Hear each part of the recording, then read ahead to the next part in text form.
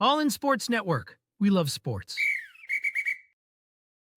It is Wednesday, October 22nd, right here on your daily fix for all things Texas Longhorns. I'm Tanner Carlson along with Jake Jimerson, and this is All In Horns presented to you by Rogue Sports Network. And Jake, it is things are getting a little testy with players, coaches, with the media.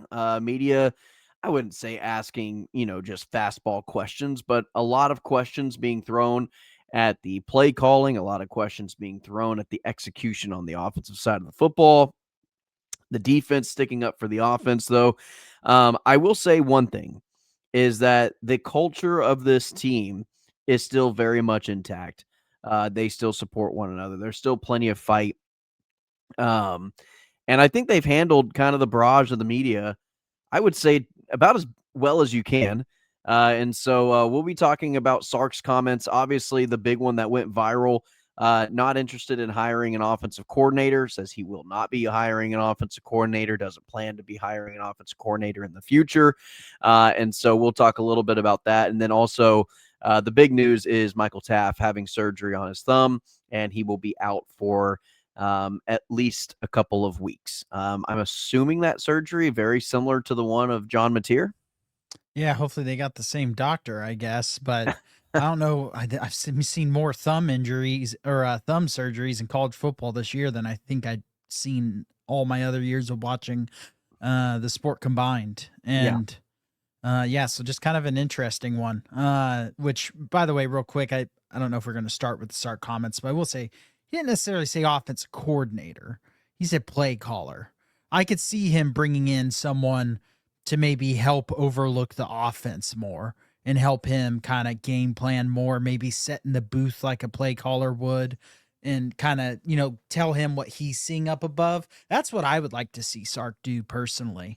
Kind of an offensive advisor. I've never. Kyle Flood's technically an offense coordinator. I doubt that will be the case after this season, considering what's taken place with the offensive line this year and the decisions in the offseason. But I wouldn't be surprised, if he did bring in a real offensive coordinator, not Kyle Flood, but someone that would help, like you said, kind of basically advise on the offense, do everything that an offensive coordinator would do outside of call plays.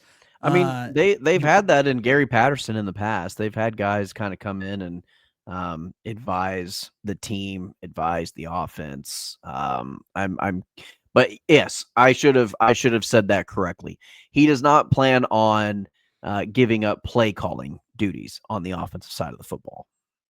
Yeah, which I'm not surprised. Also, why would he say? Also, another thing is fans are going to. First off, even if he was going to be like, I'm bringing in a play caller next year, why would he say that in the middle of a season where they're still fighting for the playoffs? Yeah. Like, I just, and then you'll see people complain about the media is asking Sark tough questions. And it's like, he's getting asked if he's going to relinquish his play calling duties after they've been to the semifinals 2 years in a row and are not eliminated by any means from the playoffs yet. They're eliminated in the minds of all the fans, but to that team and to that locker room, they're certainly not eliminated. And so I'm saying he's receiving plenty of heat in these press conferences when you consider the fact that at the end of the day, they're coming off 2 top 4 finishes and they're still, yes, it hasn't looked pretty, but they did just beat OU a couple weeks ago. They did still win the game against Kentucky. And they still control their own destiny as far as all of their goals in the preseason go. They're all still there. No, you're exactly right, Jake. And you make a really good point is even if he was planning on doing something like that, why would he? It would make zero sense to just say, yeah, no, I'm definitely I'm going to bring in somebody and I'm going to give up my play calling duties and it's going into week 9 right now, and the season is still way ahead of us. But yeah, no, I think now would be a good time to announce that I'm hiring X name right now. I'm actually hiring James Franklin to be our offensive coordinator.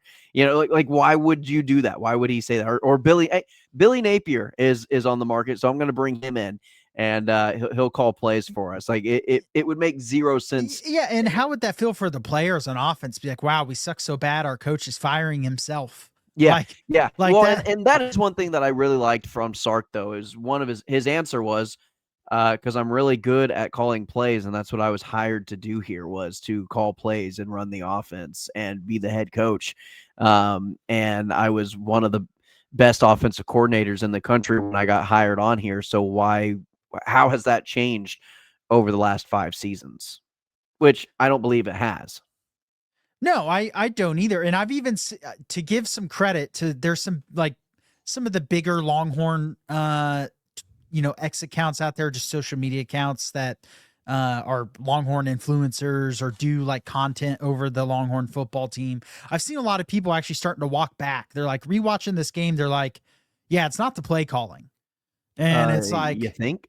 It's like, thank you. But it's nice, right? It's one thing to react emotionally after a game. You and I have gotten into it a little bit when it comes to this team, because it is frustrating. So it brings the frustrations out. But it's like you and I have been saying kind of privately in our conversations of, we want to be mad at this team, but people are overreacting so bad we find ourselves defending them. Or defending Sarkisian, even though we don't like the way Sarkisian has done certain things, decisions he's made for this team, things like that. You find ourselves defending him just because people take it to such an extreme, such a crazy extreme. But I am seeing people walk back maybe Sark doesn't need to give up the play calling duties, but he needs to bring someone in to help out, and he needs to make sure that, you never, ever go into a season where you're replacing this many linemen and don't bring in guys out of the portal for at least competition or things like that. And I did see a comment, I don't know who it was, but it was a great comment. And they must have listened to the show, because it was almost spitting, verbatim of what we've said on previous episodes over the last couple of days, weeks even, is that, there was a crazy misevaluation of this offense and the talent that going into this offseason during the portal period, that they did not evaluate the talent and the players on the roster, at least offensively, correctly. And if there's any way or anybody that should be blamed for that, that is Sarkisian. Now, in-game play calling, what can you do when Arch Manning has been hit 60 times this year alone, whether that's quarterback pressures, whether that's getting sacked, whether that's knockdowns, whatever it is. And Quinn Ewers a season ago had 60 total all year long. That's through the playoffs. That's playing longer than most teams were even playing throughout their regular season. Yeah, and actually that's 60 on the quarterbacks last year, because that counts. I believe that counted the games Arch played as well. Oh, okay. And it was like I saw yours, but it's possible that's the. I think I went back and looked at it. I think it was for all quarterbacks as well. Okay. And so that was the season. Like, hits given up by the offensive line last season. We still have a ton of this season to go. They played an SEC championship game. They played 3 playoff games. Yeah. And already at that total, and it's felt like it. And I sent you a clip of one of Arch's big throws against Mississippi State, and you watch it, and he hits it down a long downfield throw, throws it perfectly, accurately, easy touchdown for Texas. And you look at it, and I just go, oh, that could never happen this year, because he had a full 2.5, 3 seconds to sit back there and throw. Not only that, but when he was throwing it, no one was close to him. Oh, and it was as though he was throwing it was in a scrimmage, and he had a red jersey on, is what it looked like. I mean, there was it looked like the defense wasn't allowed to hit Arch Manning, and that was in the first ever SEC game for the Texas Longhorns against Mississippi State last season. But yeah, no, Jake, it does bother me, because I've texted you this earlier, but it's like I see such a discourse online about Sark and Arch, and that it's 100% their fault. There's only 2 people to blame for the Longhorn struggles on offense this season. Only 2 people are to blame, just the head coach and just the quarterback. And there's nobody else to blame except for Arch and for Sark. No one else is even involved in this offense, apparently. There's not other offensive players on this roster. There's not other coaches on this staff that are positional coaches. There's nothing involving the offense other than number 16 Arch Manning and the head coach. It's the only ones that get mentioned. It's the only one that get the blame. And I get it. You're the quarterback, you're going to get blamed. You're the head coach, you're going to get blamed. I get that part, but guys, like 50% of his dropbacks, he's getting hit. 50% there's pressure. And then whenever he does have a clean pocket and he makes a decent throw, it's dropped. Or he does just flat out miss the pass. So it's a real, I mean, and I'm not trying to absolve Arch of all wrongdoing. Because again, he has a lot to work on. He has a ton to develop. He's not there yet. He's not a Heisman caliber guy. He's right now a bottom quarterback in the SEC in his own conference. He's one of the bottom tier quarterbacks right now. But he's developing, and there are glimpses. You can see it. There are 5-star glimpses there. We just got to bring that out on a consistent basis and have time to do it. Yeah, a great way to do it. To me, it's almost impossible. Like, if you're making a conclusion on Arch, and here's my whole thing is I'm not saying Arch is, I'm not saying like, oh, for sure, he is going to live up to the hype. My thing is, I don't know how you could draw on a conclusion this year. Like that was one thing. That was a conversation I saw online as well. Is how are you guys even fairly critiquing his quarterback play?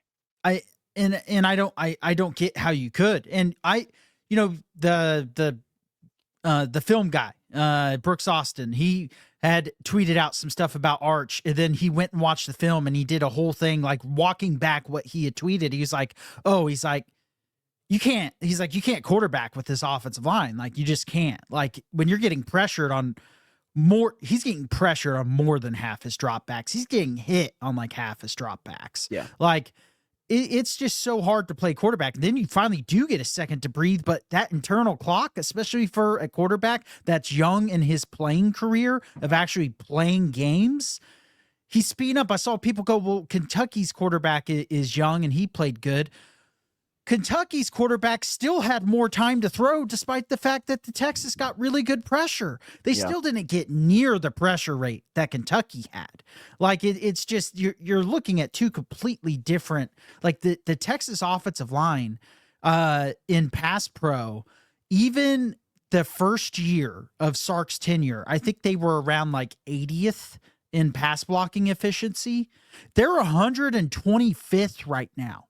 Quinn Ewers' first year, where guess what? Everyone said Quinn sucked and he would never be able to win anything, and he wasn't a good quarterback. All the people that then crowned Arch and then now want Quinn, same people. Even Quinn's first year when he was struggling and it felt like he got pressured a lot, that offensive line was like 24th in efficiency. Quinn just would self-sack and hold on to the ball too long. Then I think they were like 3rd in efficiency that final year in the Big 12. And then they were 12th their first year in the SEC. You figure that drop from 3rd to 12th in the country was really just because of the competition being played a lot better. But that offensive line was very, very good at pass protection. And now it's just, we thought from the Ohio State game, like, oh, hey, the pass pro wasn't bad. Ohio State didn't have the film yet. If Texas played Ohio State right now, Arch would be on his back probably the whole game. I don't even know if they get a pass off. Like, Ohio State didn't know Texas' offensive line was that bad. They didn't prep like that. They didn't have exotic looks, blitzes, anything like that. They also didn't want to show anything. They were also playing pretty conservative regardless because it's a non-conference game. Yeah, because just like Texas was on defense, and both offenses struggled because both defenses had a ton of talent, and you can play vanilla, especially when you can just play the pass and stop the run, which both teams did. But I look at this Texas offense and I just go, I don't think like the quick passing game isn't working because you can't even get quick passes off without there being pressure. Also, it gets dropped. I was going to ask you. So I see comments along with everything that we've already said, but there are other fans that are saying, okay, I'll give you the fact that the offensive line sucks. Okay, the offensive line is giving up X amount of pressures.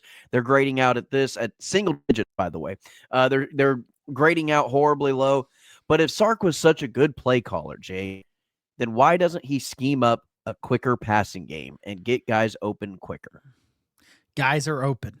I'm watching. I don't get the all 22 tape, but I pretty much get to watch every play in all 22 because I scour the internet finding all the all 22 breakdown.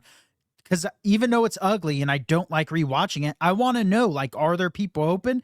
There's people open, but he's getting pressured quickly. And also, Arch, that is the number one thing he has to improve on. And that is the number one thing Quinn got taken for granted for at times in his career, was that ability to process that first quick pass just really quickly.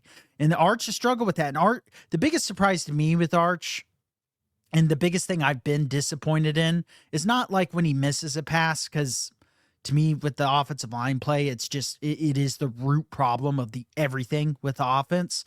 But it's how bad Arch has been in the RPO game, because that's something where the offensive line doesn't dictate it as much. And he just hasn't made the correct reads in the RPO, whether it be handing it off when there's a pass there. His reads and decision-making in general, whether it's not even an RPO, but just the decision-making and reading his wide receivers coming open, about to get open, kind of anticipating the route tree of where the defense is going to be and just kind of making those reads and going through his progressions, that's been dreadfully low. I mean, it's just downright bad sometimes. Yeah, and the sucky thing is the only way for that to get better is just to keep getting reps. And Arch is going to be the court. You're not bringing in Matthew Caldwell, who had 14 touchdowns and 10 picks at Troy. Like, that's not your savior. If you bring in Caldwell, you're committing to Arch is gone, by the way. Like, that's like, you're just giving up. And then if he goes and lights it up somewhere else, that you're going to feel real stupid. And I wouldn't be surprised if that happened, but that's not going to happen, thankfully. Arch is going to be the quarterback the rest of this year, and Arch is going to be the quarterback next year. And if he starts to stink next year when he comes out, and the other, parts of the offense are fixed, like the offensive line's playing better, I don't think wide receivers are actually that big of an issue this year. I really don't. It's almost like with Arch, like it's an incomplete grade, because you just can't grade him with how bad the offensive line is. And then Arch, having his struggles at times. There have been more drops than I'd like, and Wingo has been disappointing just because the contested catch issue. Like, dude just does not make contested catches. If it is and it sucks whenever he is on the run on a flat and he's got 20 yards of space to run. Arch Manning can't hit a crossing route to save his life. Yeah, I mean, those are the areas that, to me, it's like, yeah, there's stuff Arch has to improve on, but it's like, I really would, we saw him play at a really high level last year. People go, well, it was against, Mississippi. Well, we just saw him play one of the worst defenses in the SEC right now, and it was horrible. Mm-hmm. Like, do you think Arch, if they had the offensive line from last year and the wide receiver group from last year, do you think Arch plays that bad against Kentucky? I imagine Texas rolls Kentucky. Like, just everything around him's breaking down, and then he's breaking down because of it. And hopefully he comes out. The only thing I'm worried about is his mental actually getting broken from this season. I will say that, to me, is a worry. Like, how can he, because this is going to be the most adversity he's ever gone through. I mean, just what he's going through now. I thought he rebounded well from it after the UTEP game, came out, played great against Sam Houston State. I think we agree, like, I think most people agree, he played good against Florida when you consider everything else that was going on around him. Yeah. I mean, he had to put on the cape to get any points that game. Obviously played fantastic against OU, one of his most efficient games. And then now we've had this Kentucky game and the sky is falling again. And I wouldn't be surprised if he comes out and plays well Saturday, because surely the offense, I mean, I just imagine when Sark said this week, he took basically all of the blame for the offense, which I appreciate as a fan. That's what I want to hear from him, even if I don't think it's all his fault when it comes to what they're doing schematically on the field. Again, if you want to talk about blaming Sark for not going out and seeing these issues and fixing them in the portal in the offseason, I'm not going to argue with you. I'm going to agree with you. I think it's Sark's biggest mistake his entire time at the University of Texas, and it's not close. But when he says he's going to really start to kind of limit the playbook and really try to stick to what they do best, I'm hoping simplifying it, making the playbook smaller, will help the offensive line play better, because I think that's what he did against OU, And then I think against Kentucky, he thought they could do a little bit more because Kentucky's defense wasn't good, and it kind of just fell flat on its face. And then the offense was out of rhythm, and then they could just never get it back. So I'm hoping limiting it down and keeping things limited will help them be at least competent the rest of the season, because the offense doesn't have to be great for them to win a lot of games to finish this season. Yeah. All right, Jake, let's go ahead and we have our new all-in horns underdog entry ready to go, and we are ready to display it here for you here just shortly after we hear from our sponsors at Underdog. Football is back, and Underdog is the best place to make picks and win money all season long. Playing on Underdog is easy. Just pick whether your favorite players will go higher or lower on stats like touchdowns, receiving yards, interceptions, and more. Get your picks right, and you could win up to 5,000 times your cash. You can play with as little as $1. Download the app today and sign up with promo code HORNS to score $50 in bonus funds when you play your first $5. That's promo code HORNS. Millions of fans have already won billions making picks on Underdog. Will you be next? Underdog, make picks, win money. Must be 18 and up. 19 and up in Alabama, Nebraska, 19 and up, and in Colorado for some games. 21 and up in Arizona, Massachusetts, and Virginia, and must be present in a state where Underdog Fantasy operates. Terms apply. Offer not valid in Maryland, Michigan, Ohio, and Pennsylvania. Concerned with your play? Call 1-800-GAMBLER or visit www.ncpgambling.org. In New York, call the 24/7 HOPE line at 1-877-8-HOPE-NY or text HOPE-NY. That's 467-369. See assets.underdogfantasy.com/web/play and get terms _DFS_.html for details. All right, Jake, I'm ready to admit I took a little bit of a risk today. Look at that $5 entry for $217.75 payout. Fernando Mendoza, the quarterback at Indiana. They're playing UCLA this week. If there's ever a game where he's going to throw 3 touchdown passes, it should be this one. He also has averaged about 4 to 5 every single week ahead of this game.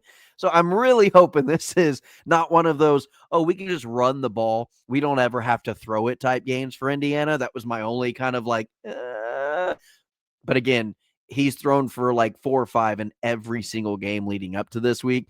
I'm hoping and kind of betting on, obviously, that he is going to get 3 touchdowns. And then the big one, I think the one that kind of bumps this up to such an outrageous entry is the James Cook first to score. And I'm chomping at the bit at this. This one has me the most nervous. It is the riskiest play of this entire entry, but those are my 2 picks for the all-in horns entry. Jake, explain yours. Yeah. Josh Allen's kind of been struggling going into the bye, coming out of the bye. I have a very good feeling he's going to come out and probably put up some big numbers. Touchdown pass to James Cook to open the game. That would be pretty sweet. We would knock off a lot. That is the perfect scenario for us. That is the best scenario. With our luck, he'll get taken down at the 1. They'll bring out a backup and run it in. And yeah, that'd be our luck. And then Jackson Dart, higher than half a rushing or receiving touchdown. Just feel like against Philly, you're going to do some type of bootleg at the line of scrimmage, handing it off to Cam Scattaboo right down the middle with Jalen Carter and that Philly defense. It's probably going to get you stuffed. I wouldn't be surprised if they do some type of bootleg action. He scrambles. He'll use his legs, and so I like Jackson Dart to get a rushing touchdown. Ride with us, by the way, and you don't have to. You know what? I'll even kind of bend the rules a little bit for those who do want to ride with us. Just do James Cook touchdown, anytime touchdown. It doesn't have to be first score. It won't be a $5 entry for over $200 in payback, but Jake and I are going to run this thing and have a good time with it. So, all right, Jake, we do have more Longhorn news to get to before we close the show out. Michael Taaffe, his injury to the defense. He has a thumb injury, surgery, mentioned it at the top of the show. Texas does have depth. Now they have injury depth at that safety position. Filsaime probably would have been the top fill-in, but he's also been kind of questionable, kind of been in and out of the lineup.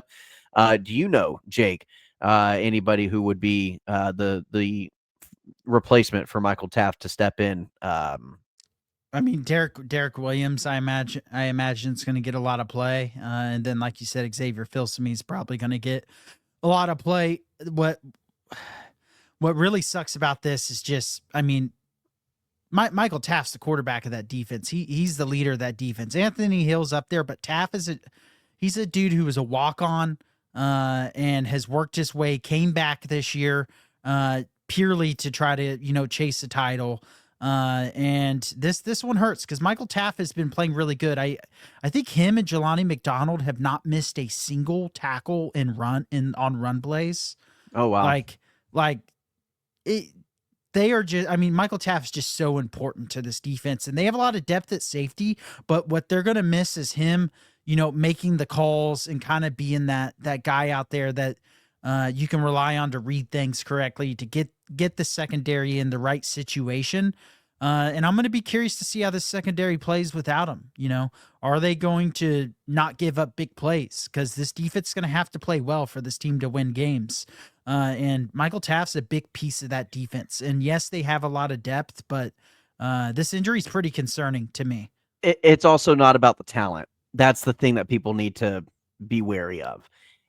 He's replaceable talent-wise. Now, he is one of the best players on one of the best defenses in the country, so that's hard enough to replace. He is the untouted leader of that defense and of this team, and he's also the communication on that back end. All communication, all secondary assignments run through number 16 on that back end. He's the Ed Reed of the defense. So what he does is not just really good football plays on the field whenever the game is going on. He gets them all ready and set up, ready to make the plays pre-snap as well. He's also the voice in the locker room and, again, just an outspoken leader of this defense. And so, not to say he still can't lead, not to say that I don't think that, I mean, the dude's going to be a head coach somewhere at the end of his playing career. I don't know where he's going to go, but he will start off as a secondary coach and then a defensive coordinator. And then I think by the time he's like 35, he's going to be a head coach somewhere at the college football ranks, probably at the Division I level as well. So I think the dude is an absolute just football genius and he's a stud, and he says all the right things in front of the media. But yeah, no, it's a big loss, Jake, to say the least. Yeah, and in a week where you're going to be going on the road in a hostile environment, you're playing a pretty decent Mississippi State team, and Mississippi State is a team that likes to run the ball and then take deep shots. And having that rock back there, Michael Taaffe, is really important, and you can't afford to have bust in this game and just give up a free touchdown. And Mississippi State has a ton of speed at wide receiver too, so they will punish you if you make mistakes, and if their offensive line gives them time to throw. I do think it's something to definitely have an eye on and definitely be concerned about.